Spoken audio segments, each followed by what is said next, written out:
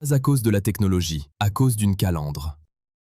À 130 km/h sur autoroute, le siège conducteur d'une G70 te masse le dos en mode shiatsu pendant que le 6 cylindres en ligne biturbo micro-hybride 48 volts ronronne à 2000 tours sans effort perceptible. BMW facture plus de 120 000 € cette expérience sensorielle en entrée de gamme. Et 2 ans plus tard, tu vois déjà des annonces autour des 70 000 €. L'équivalent d'une série 3 bien optionnée partie en fumée. La G70 est objectivement supérieure à la G11 et à la G12 qu'elle remplace. Meilleure suspension, meilleure insonorisation, habitacle au niveau des meilleures berlines de luxe contemporaines. Sur le papier, c'est le meilleur produit que BMW ait jamais construit dans ce segment. Le problème, c'est que le marché de l'occasion s'en fout.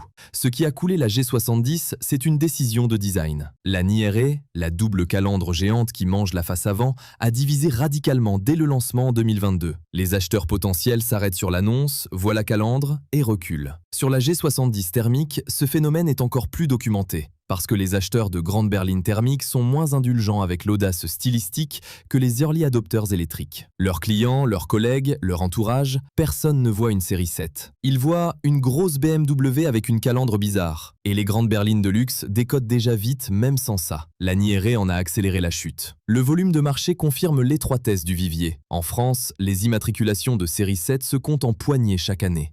Quand tu cherches à vendre, tu te retrouves face à une liquidité quasi nulle et une poignée d'acheteurs professionnels qui savent exactement le rapport de force dans lequel tu es. La mécanique ne ment pas. Le 6 cylindres biturbo est solide. Le micro-hybride 48 volts est éprouvé. Vérifie l'historique d'entretien BMW Premium Selection, confirme que la suspension pneumatique n'a pas été négligée et intègre que la revente dans 3 ans t'amputera du prix d'une Peugeot 308 neuve. C'est ça, le vrai prix d'une G70. BMW a prouvé avec la G70 que la dépréciation catastrophique n'est pas une maladie électrique. Elle était là avant l'i7. Elle est structurelle. Et elle porte le nom d'un département de design qui a confondu l'audace avec le risque commercial. BMW a perdu une fortune par voiture à cause d'une calandre.